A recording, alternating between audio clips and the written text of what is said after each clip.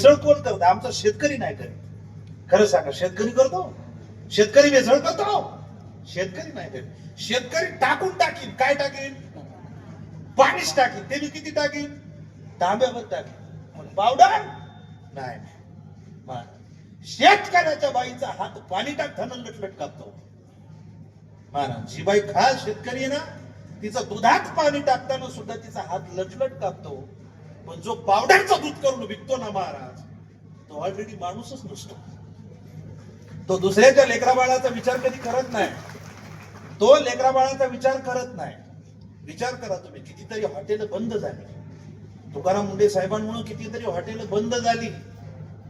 त्याच्यामध्ये असणाऱ्या ज्या भेसळी आहेत त्या गोष्टी बंद झाल्या. पण तरी सुद्धा लोक म्हणतात का मुंडे साहेबांमुळे आमचे बरेचसे हाल झाले. अहो खरं आहे ते. तुकोबारायांचं प्रमाण आहे. तुका म्हणे सत्य कर्मा व्हावे घातली अभाव नरकाला. पण खऱ्या माणसाला लोक ज्यादा दिवस टिकू देत नाही. ही यंत्रणा आपल्याला पटत नाही. हे सरकारची धोरणं माझ्या डोक्यात बसत नाही काका. रस्त्यानं चाललो ना, आता परवा दिवशी मुंबईमध्ये माझ्या गाडीला दंड टाकला. परवा दिवशी माझ्या गाडीला काय टाकला? दंड टाकला. तो दंड का टाकला? शिवाजी महाराज माझ्या गाडीला दंड टाकला. तो दंड का टाकला? तर माझ्या गाडीची नंबर प्लेट थोडी अशी तिरपी आहे म्हणून गाडीला नंबर प्लेट टाकला. हा, ऐका जरा बारकाई. इतके सूक्ष्म कॅमेरे आहेत रस्त्यावर बसवलेले का त्यांना काही सेकंदामध्ये गाडीचा नंबर दिसतो. काळजीपूर्वक ऐका बरं का. जे राजकारणी माणसं आहेत, जे शिकलेली माणसं आहेत, काळजीपूर्वक ऐका. परवा दिवशी मला आलेला अनुभव. रस्त्यावर असे कॅमेरे बसवलेले आहेत का काही सेकंदामध्ये गाडीचा नंबर तो कॅमेरा कॅच करतो आणि त्या गाडी कुणाच्या नावावर आहे त्याच्या नावावर ऑनलाईन काय टाकला जातो? दंड टाकला जातो. माझी विनंती आहे त्या सरकारला, माझी विनंती आहे त्या यंत्रणेला, जर त्या कॅमेऱ्यामध्ये एवढा बारीक नंबर दिसतो तर त्याच कॅमेऱ्यामध्ये रस्त्यावरचे खड्डे तुम्हाला का दिसत नाही?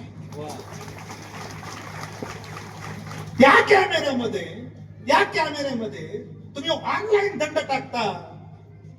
रस्त्यावर नगर मनमाड हायवेला कितीतरी खड्डे पडले, कितीतरी बुजवले. त्या नगर मनमाड हायवेला 200 पेक्षा जादा लोकांचे प्राण गेले. याचा दंड कोणी भरायचा? याचा दंड कोणी भरायचा? ही यंत्रणा कुठून चालते याचा विचार आपण कधी केलाय का? अहो, बारीक कॅमेऱ्यामध्ये साधा सीट बेल्ट लावलेला नसेल तर तुम्ही लगेच त्याच्यावर 2000 रुपये फाईन टाकता. शेजाऱ्यानं सीट बेल्ट लावलेला नसेल तर तुम्ही फाईन टाकता. गाडीची पीयूसी नसेल तर तुम्ही त्याच्यावर फाईन टाकता. मग या रस्त्याच्या यंत्रणेवर कोणी फाईन टाकायचा? टू व्हीलरवर बघा. टू व्हीलरवर प्रवास करणारा माणूस एखाद्या खड्ड्यात आदळला, त्याचं प्रपंच त्याच्यावर अवलंबून आहे. त्याची बायको घरी वाट पाहत आहे, त्याचं दुसरीला जाणारा पोरग घरी वाट पाहत आहे, त्याची मुलगी घरी वाट पाहते. काही बिगर लग्नाची मुलं महाराज या रोडच्या कामापायची सगळ्यात भयानक रोडची अवस्था. इथं कोणी राजकारणी असेल तर उपचार्याचे माझं सगळ्यात भयानक रोडची अवस्था ही नगर जिल्ह्यामध्ये आज. सगळ्यात भयानक अवस्था. याचा विचार आपण करत नाही. तुम्ही मराठवाड्यात जाऊन बघा, मराठवाड्यात फिरा, मधला रस्ता सुद्धा 4-4 पदरी आहे. माऊली ज्ञानोबारायांचा सोहळा जातो महाराज तर पालखी मार्ग असा सनाट बनवलाय. एकूण आपलं नगर जिल्ह्याचं भाग्य आहे. विश्वगुरु निवृत्तीनाथ महाराज आपल्या भागातून जातात तर आपण साधं तो रोड डबल करू शकत नाही आणि त्या रोडला आपण विश्वगुरु निवृत्तीनाथ महाराजांचा पालखी मार्ग म्हणून नाव देऊ शकत नाही. काय काम होत आहे सरकारची? आणि कोणत्या पक्षाचे नाही, आणि मी तर कोणत्याच पक्षाचा नाही. मला अजून कोणीच ओळखलं नाही हा कोणत्या पक्षाचा आहे. मी एकाच पक्षाचा आहे आणि त्या पक्षाचा नाव माझा वारकरी पक्ष आहे. राजकारण करू नका. कशाला कुणाच्या नादी लागता? कशाला कुणाचा प्रचार करता? कोण धर्माचं काम करत नाही, कोण काय करत नाही. खऱ्या गोष्टीवर जर बोलायला लागलं तर मग अवघड आहे. पण माझी विनंती आहे का महाराज, तो दंड पडला ना सर, मी 10 मिनिटं विचार करत होतो. काय सूक्ष्म यंत्रणा आहे म्हटलं बाबा. काही सेकंदात गाडी पुढे जाते नाही तर लगेच तुमच्या गाडीवर फाईन. अहो, त्याच रस्त्याला पाठीमागे 2 किलोमीटरवर गुडघ्यावरले खड्डे पडलेत. ते खड्डे तुमच्या कॅमेऱ्यात कधी दिसणार आहेत याचा विचार करणं काळाची गरज आहे. हा मुद्दा चुकीचा आहे. हा मुद्दा चुकीचा आहे. एखाद्याकडे लायसन नसेल तर त्याला काय टाकलं जातो? फाईन टाकलं जातो.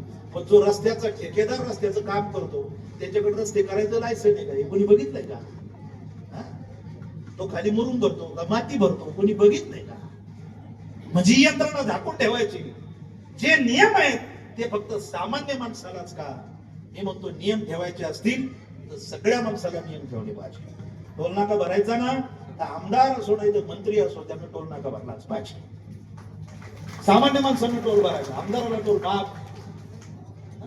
मंत्री आला एखादा तर सगळी ट्रॉफिक बाजूला का? त्यांना वेळ नाही. किती विचार करण्यासारखी गोष्ट आहे. ही दुनिया विचित्र आहे मावशी.